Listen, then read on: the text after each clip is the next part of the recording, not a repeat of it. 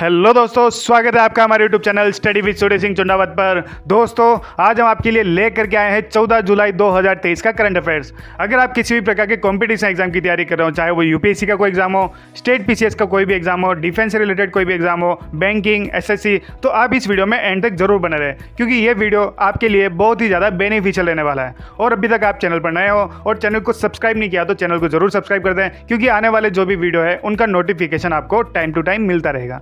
तो बिना किसी देरी के स्टार्ट करते हैं आज का वीडियो। क्वेश्चन नंबर 1, हाल ही में स्वीडन को नाटो के 32वें सदस्य के रूप में शामिल कर लिया गया। अब ये नाटो क्या है? नाटो की अगर बात करते हैं, अगर नाटो के बारे में आपको जानना है तो हमें जाना पड़ता है वर्ल्ड वॉर 2 में। अब वर्ल्ड वॉर 2 में क्यों? क्योंकि 1939 में जब वर्ल्ड वॉर 2 स्टार्ट हो गया था तो क्या हुआ था, तब उसके उस समय पे जो अमेरिका था, अमेरिका डायरेक्ट युद्ध में नहीं कूदा था, लेकिन वो पहले हथियार बेच रहा था। और बेचते बेचते क्या हुआ, जापान ने इसके सैन्य ठिकानों पर हमले कर दिए। जब ऐसा कुछ हुआ तो अमेरिका को आया गुस्सा और वो जाके कूद पड़ा युद्ध में। जब युद्ध में कूदा तो उसके बाद में उसने अगस्त 1945 में जापान के हिरोशिमा और नागासाकी पर परमाणु बम से हमले किए। जब ये परमाणु बम के हमले हुए तब दो दोस्तों में, जय और वीरू, शोले वाले जो जय और वीरू थे, उन दोनों में दरार पड़ गई खतरनाक वाली। वो कौन थे? वो थे अमेरिका और रशिया, जिसको पहले बोला जाता था सोवियत संघ।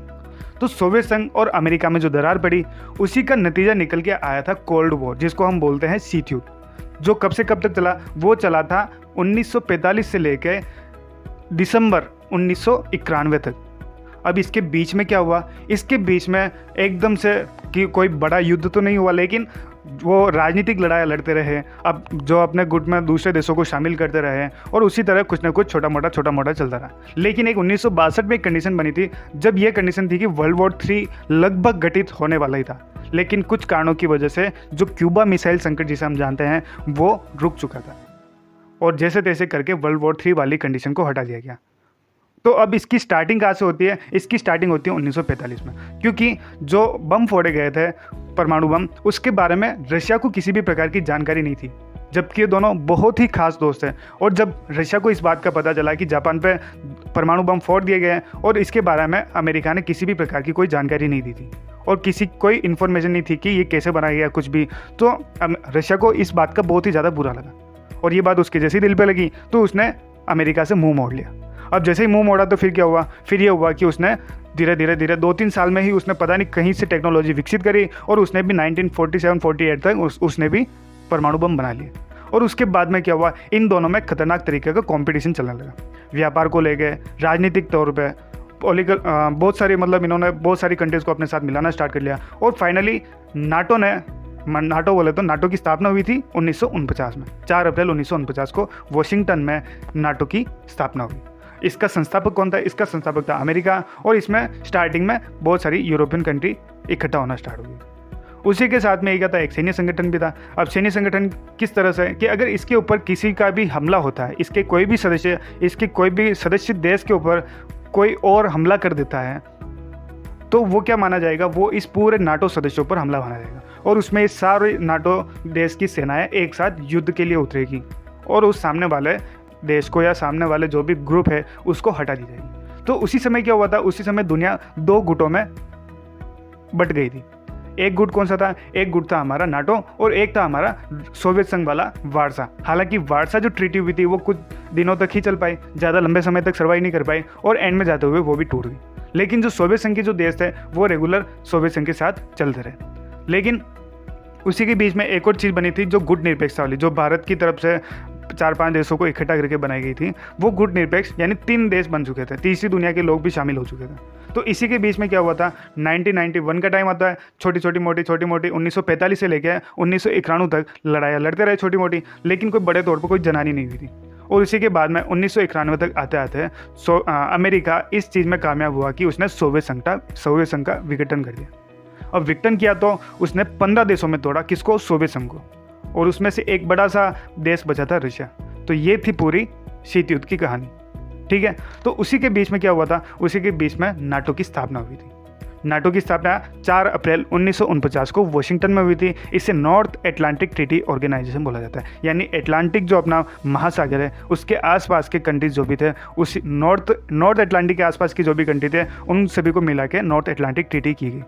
इसका मुख्यालय कहाँ है? तो इसका मुख्यालय ब्रुसेल्स यानी बेल्जियम है। इससे पहले 2022 में क्या होता है, 2022 में फिनलैंड को नाटो का 31वां सदस्य बना लिया गया था। तो ये आपको याद रखना है कि स्वीडन 32वां सदस्य है, इसको प्रॉपरली याद रखना है। स्वीडन से आप याद रख लेना कि एस आ रहा है इसमें, तो एस मतलब स्टडी विद सूर्य सिंह चंद्रावत, तो इसको अभी बनाया गया 32वां सदस्य। और 31वां कौन बनाता है, 31वां बनाता फिनलैंड। ठीक है, तो ये थी पूरी नाटो की कहानी। अब बात करते हैं नाटो प्लस क्या है। नाटो प्लस एक टर्म थी जो कि हाल ही में जून, अभी जब मोदी जी गए थे अमेरिका यात्रा पर, तो उस समय ये चर्चा में थी। क्यों? क्योंकि वो लोग बोल रहे थे कि भारत को भी इस नाटो प्लस में शामिल कर लिया जाना चाहिए। अब ऐसा क्यों कर रहे थे वो? क्योंकि उनको जो इंडो पैसिफिक रीजन है, जो हमारा हिंद प्रशांत महासागर वाला क्षेत्र है, वहाँ पे कि वो क्या करना चाह रहे हैं, वो जो चाइना को घेरने की कोशिश कर रहे हैं। ऐसा क्यों? ऐसा क्योंकि अब क्या, दो महाशक्तियाँ हैं, एक तो है अमेरिका और सेकंड पर है चाइना, और थर्ड पे आ जाता है अभी के समय पे हम ये काउंट कर सकते हैं कि जो भविष्य में आने वाली महाशक्ति के तौर पर उभरा है वो है भारत, और इसी का फ़ायदा उठाना चाहता है अमेरिका, और अमेरिका इसी बात को ध्यान में रखते हुए अपने गुट में इसे शामिल करना चाहता है। तो ये ही कहानी। अब ये क्या अमेरिका और चाइना की बनती नहीं है, चाइना जाता है रशिया के साथ में, जो कि अमेरिका को पसंद नहीं है, और उसी के चलते ही क्या करना चाहता है, इसके बहुत सारे जो भी पड़ोसी देश है, जैसे जापान हो गया, इंडोनेशिया हो गया, फिलीपींस, ऑस्ट्रेलिया, न्यूजीलैंड, जापान, तो इन सबको क्या इसने साथ में ले गया। जो इंडो पैसिफिक वाला पूरा एरिया है उसमें ये घेरा डाल रहा है चाइना के आसपास, क्योंकि जब भी युद्ध की स्थिति बना, क्योंकि उम्मीद है कि बहुत सारी भी फॉर्चून की एक रिपोर्ट आई थी, उसमें बताया गया था कि 2025 तक ये संभावना बनती है कि जो चाइना और ताइवान का जो कॉन्फ्लिक्ट चल रहा है वो क्या होगा, वो मतलब 2025 तक वो भी युद्ध चालू हो जाएगा, ऐसा फॉर्चून की रिपोर्ट में बताया गया। तो ये प्रेडिक्शन चल रही है। तो उसी समय क्या होगी, जब ये चारों पांचों देश या नाटो प्लस वाली कंट्रीज भी साथ में आ जाती है, जैसे ऑस्ट्रेलिया है, New Zealand, Japan, Israel, south Korea, और इंडिया भी ऐड होता है इसमें, तो क्या होगी, ये 5-6 कंट्री मिलकर क्या करेगी, उसके आसपास में जब भी घेरा बनेगा, तो और जब भी युद्ध की जरूरत पड़ेगी तो इन देशों की सहायता से चाइना को डिफेट या हरा दिया जाएगा। तो ये पूरी रणनीति चलती है हमारे अमेरिका के माइंड में। लेकिन इसका जवाब देते हुए जो हमारे एस जयशंकर प्रसाद साहब है, उन्होंने खतरनाक वाला रिप्लाई दिया था जून के महीने में मोदी जी की यात्रा से पहले, कि हमें किसी भी प्रकार की अमेरिका की कोई सहायता नहीं चाहिए, हमें कोई भी नाटो प्लस में हमें ज्वाइन नहीं होना है। लेकिन उससे पहले क्या हो रहा था, उससे पहले संसद में उनके अमेंडमेंट लाए जा रहे थे कि भारत को भी ऐड किया जाना चाहिए नाटो प्लस में, ये वो, लेकिन भारत ने साफ तौर पर इससे इनकार कर दिया कि भारत किसी भी नाटो प्लस में शामिल होने वाला नहीं है। तो ये है हमारा रुतबा। उसके बाद में भी जो भव्य स्वागत अपने को देखने को मिला वो इसीलिए है कि भारत चाहता है, अमेरिका चाहता है कि जो चाइना है उस चाइना को काउंटर करने के लिए भारत की सहायता ली जाए। तो ये है पूरी कहानी। और इसी में जो नाटो के 32वें सदस्य के रूप में स्वीडन को जो चुना गया ना, उसमें तुर्की ने भी बहुत ही ज़्यादा टांग अड़ाई थी।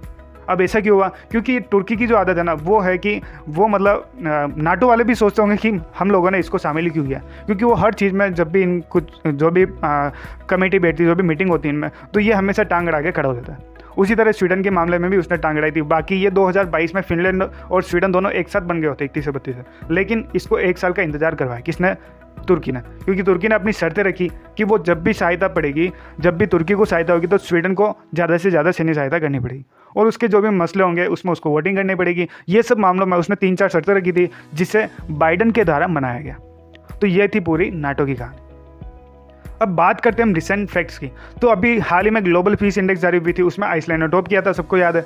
फिनलैंड के नाम से, फिनलैंड में अभी क्या हुआ था, फिनलैंड में आपको याद आएगा पेटेरी ऑर्पो नाम से उनके एक प्रधानमंत्री चुनेंगे, ठीक है। और लातविया, क्योंकि अभी सारी जो नीचा ये क्या बाल्टिक सागर के आसपास में है, तो ये बात आपको याद रखनी चाहिए कि जो बाल्टिक सागर है, उस बाल्टिक सागर के आसपास में 3 बाल्टिक कंट्री आती है, एस्टोनिया, लातविया, लिथुआनिया। तो लातविया की बात करते हैं तो लातविया में एडवर्ड रिंकेविक्स नाम से उनके एक राष्ट्रपति चुने गए, जो कि क्या, वो एक समलैंगिक राष्ट्रपति है, ठीक है। और उसी की तरह लातविया में ही एक और कानून आया था पहले कि समान लिंग विवाह को वैध बनाने वाला एक कानून किसने पारित किया था, वो किया था लातविया ने ही। तो ये चीज़ें सब आपको याद रखनी है। अब बात करते हैं हम क्वेश्चन नंबर 2 की। तो हाल ही में कोई भाषा को 8वीं अनुसूची में शामिल किया गया, और इसको शामिल करने की ओडिशा सरकार की मंजूरी मिली। अब ये 8वीं अनुसूची क्या है, तो इसके बारे में जाने उससे पहले हम ये जान लेते हैं कि कोई भाषा क्या है। तो भारत के ओडिशा में जनजातीय आबादी यानी ट्राइबल जो भी पॉपुलेशन है, उसके द्वारा लगभग 46 भाषाएं बोली जाती हैं। 46 लैंग्वेज हमारे ओडिशा में बोली जाती हैं। उनमें कोई भाषा भी शामिल है जिसे कंद, खोंडी, कांडा, कोडू, कुइंगा के नाम से भी जाना जाता है। तो ये सारे इसके सरनेम बोल सकते हैं अपन, तो ये इसके सारे बहुत सारे पेट नेम। कुई एक दक्षिणी पूर्व द्रविड़ भाषा है जो मुख्य रूप से ओडिशा के पहाड़ी और जंगली इलाकों में रहने वाले कंदो या कोंदो द्वारा बोली जाती है। किसके द्वारा बोली जाती है? कोंद जनजाति के लोगों के द्वारा बोली जाती है। अब जो कुई भाषा है उसके बारे में अभी हाल ही में प्रधानमंत्री जी ने भी बात करी थी, और उसी के बारे में अब ये सूचना आ चुकी है कि कुई भाषा को 8वीं अनुसूची में शामिल करने के लिए ओडिशा सरकार की मंजूरी मिल चुकी है। ओडिशा का आता है, ओडिशा हमारे नॉर्थ ईस्ट वाले पार्ट में आता है, ठीक है, ईस्टर्न पार्ट में आता है। सॉरी, रिसेंट फैक्ट्स में बात करते हैं। रिसेंट फैक्ट की बात करें उससे पहले हम ये जान लेते हैं कि 8वीं अनुसूची क्या है। तो संविधान की सबसे महत्वपूर्ण अनुसूची 8वीं अनुसूची को माना जाता है, और इससे जुड़ा परीक्षा में मल्टीपल टाइम आपके यहाँ क्वेश्चन पूछे जाते हैं। जो संविधान की 8वीं सूची के हमारे संविधान की 8वीं अनुसूची के बारे में अगर बात करते हैं, वैसे एक मैं बता देता हूँ कि जो हमारा संविधान, भारत का संविधान है, उसमें 395 अनुच्छेद है। कितना आर्टिकल है? 395 आर्टिकल है, और 22 इसके टोटल पार्ट हैं, और उसमें से 12 टोटल अनुसूचियाँ हैं, ठीक है। तो इन 12 में से एक 8वीं अनुसूची है जिसमें क्या बताया गया है, जिसमें जो हमारी भाषाएं हैं, भारत की जितनी भी भाषाएं हैं उनका उल्लेख किया गया है, और उसमें कितनी भाषाओं को शामिल किया गया है, वर्तमान में कितनी है? 22 भाषाएं शामिल हैं। लेकिन जब संविधान लागू हुआ था तब मूल रूप से 8वीं अनुसूची में 14 भाषाएं थी, लेकिन वर्तमान में इसमें 22 भाषाएं शामिल हैं। इसमें समय समय पर कुछ भाषाओं को जोड़ा गया था, जैसे कि 1967 में 21वें संविधान संशोधन के द्वारा सिंधी भाषा को 8वीं अनुसूची में जोड़ा गया था। 1992 में एक और संविधान संशोधन होता है 71वां, जिसमें मणिपुरी, कोंकणी, नेपाली भाषा को जोड़ा गया। 2003 आता है, 2003 में एक और संविधान संशोधन होता है जिसमें मैथिली, संथाली, डोगरी एवं बोडो को संविधान में 8वीं अनुसूची में शामिल किया गया। और ये 8वीं अनुसूची किसका नेतृत्व कर रही है? तो ये कर रही है भाषाओं का। जो भी हमारी भाषाएं हैं भारत की, उसको 8वीं अनुसूची में रखा जाता है। संसद संविधान में संशोधन करके किसी नई भाषा को 8वीं अनुसूची में जोड़ सकती है, वो इससे हटा भी सकती है। तो ये चीज़ें सब आपको 8वीं अनुसूची के बारे में ध्यान रखनी है। और ये 100% होता है कि जब भी ये चर्चा में आती है तो इससे जुड़ा कोई ना कोई सवाल हमारे एग्जाम में पूछा जाता है। तो ये थी हमारी सारी कोई भाषा के बारे में जानकारी। अब बात करते हैं हमारे ओडिशा की। तो ओडिशा हाल ही में बहुत ही ज़्यादा चर्चा में रहा था। रिसेंट फैक्ट में बात करते हैं तो मणिपुर की जो हिंसा हुई थी वो भी आपको याद रखनी चाहिए। क्यों? क्योंकि उसमें भी 2 जनजाति थी, कुकी और मैथी। इन दोनों में भी जोरदार लड़ाई चल रही है, ठीक है। तो मणिपुर हिंसा के बारे में अगर यूपीएससी के रिलेटेड अगर एस्पिरेंट हो या फिर स्टेट पीसीएस को कोई एग्जाम दे रहे हो तो उसमें ऐसे के रूप में आपको मणिपुर हिंसा के बारे में अच्छे से अच्छा आर्टिकल आपको पढ़ लेने चाहिए, ठीक है। उसके बाद में हम बात करते हैं कि ओडिशा में एक फेमस नेशनल पार्क है जिसको क्या बोल सकते हैं अपन, जिसको बोल सकते हैं सिमलीपाल या भितरकनिका जिसको हम बोलते हैं। वहाँ क्या होता है, वहाँ वो जो कछुए होते हैं ना, अब ये कछुओं का नाम आपको कमेंट बॉक्स में पिन करके बताना, ठीक है। तो ये मैं सारी चीज़ें आपको बता चुका हूँ। तो ये थी सारी। और एक और हुआ था ओडिशा में, एक बालासोर नाम से एक जगह, वहाँ पे क्या हुआ था अभी ट्रेन एक्सीडेंट हुआ था, याद है ना आपको? तो वो सारी बालासोर में हुआ था, तो आपको ये चीज़ याद रखनी, कोरोमंडल एक्सप्रेस। तो ये थी हमारी क्वेश्चन नंबर 2। बात करते हैं क्वेश्चन नंबर 3 की। तो हाल ही में रक्षा मंत्री राजनाथ सिंह जी ने मलेशिया में HAL यानी हिंदुस्तान एरोनॉटिकल लिमिटेड का क्षेत्रीय कार्यालय का उद्घाटन किया। तो ये चीज़ आपको याद रखनी है, हमारे नया HAL का क्षेत्रीय कार्य मतलब रीजनल ऑफिस कहाँ खुला है? मलेशिया में। हाल ही में क्वेश्चन नंबर 4, हाल ही में देवेश उत्तम को लिथुआनिया में भारत के राजदूत के रूप में नियुक्त किया गया। लातविया, लिथुआनिया और एस्टोनिया क्या है? बाल्टिक कंट्री, याद रखना है। लिथुआनिया का भारत का एम्बेसडर कौन बना है? तो वो बना है देवेश उत्तम जी। क्वेश्चन नंबर 5, हाल ही में वानिंदु हसरंगा और एस्ले गार्डन को जून महीने का ICC player of the month चुना गया। अब ये वानिंदु हसरंगा है और एस्ले गार्डन, हालांकि ये क्वेश्चन क्योंकि हर महीने से ICC प्लेयर ऑफ मंथ चुने जाते हैं तो इम्पोर्टेंस तो रखते हैं। अगर इन्हीं टाइम पीरियड में अगर बन रहा है कोई पेपर तो उस टाइम पे ये इंपॉर्टेंट हो जाते हैं, तो ये चीज़ इसलिए याद रखनी है आपको। तो हाल ही में वानिंदु हसरंगा और एस्ले गार्डन को जून महीने का ICC player of the month चुना गया। रिसेंट फैक्ट की बात करते हैं तो IPL ट्रॉफी जो अभी हुई थी वो कहाँ हुई थी? वो हुई थी चेन्नई में। जीता कौन? चेन्नई जीता। वर्जेस कौन था? वर्जेस में थे हमारे गुजरात टाइटंस। और उसके बाद में क्या जानना चाहोगे आप? उसके बाद में हम बता देते हैं कि ऑरेंज कैप और पर्पल कैप कौन ले गया था। तो ऑरेंज कैप शायद शुभमान गिल जी थे जिन्होंने 700+ रन ऐसे कुछ बनाए थे, और उसके बाद में जो पर्पल कैप थी बॉलर को जो मिलती है वो मिली थी मोहम्मद शमी को। ICC टेस्ट चैंपियनशिप की बात करते हैं तो ICC टेस्ट चैंपियनशिप भाई ऑस्ट्रेलिया ने जीती है। ऑस्ट्रेलिया ने जीती है। मैच कहाँ हुआ था? मैच हुआ था ऑस्ट्रेलिया में ही, मेलबर्न में हुआ था सर। और उसके बाद में अगर बात करते हैं कि इसके वर्जेस में कौन था, तो इसके वर्जेस भारत था। भारत वर्जेस ऑस्ट्रेलिया में ये मैच हुआ था और ऑस्ट्रेलिया ने ये मैच जीत लिया था। एक ही न्यूज़ और थी जिनका नाम था झूलन गोस्वामी। झूलन गोस्वामी को आईसीसी के सदस्यों के रूप में कुछ चुना गया था, ऐसा कुछ न्यूज़ थी, तो वो सब आपको याद रखनी। क्वेश्चन नंबर 5, हाल ही में थाईलैंड के प्रधानमंत्री प्रायुत चान-ओ-चा ने राजनीति से संन्यास ले लिया। अब ये हालांकि अभी संन्यास तो लिया, लेकिन अभी क्या ये पद पर है, और जब तक कोई नया प्रधानमंत्री चुन नहीं लिया जाता तब तक ये क्या करेंगे, ये इसी पद पर बने रहेंगे। लेकिन ये बहुत ही रेयर चांस पे मिलता है, क्योंकि हमारे जब भारत की कंडीशन में देखते हैं तो वहाँ कोई कुर्सी को छोड़ना नहीं चाहता। लेकिन थाईलैंड में ऐसा हुआ है कि प्रायुत चान-ओ-चा ने राजनीति से संन्यास ले लिया है, प्रधानमंत्री होते हुए भी।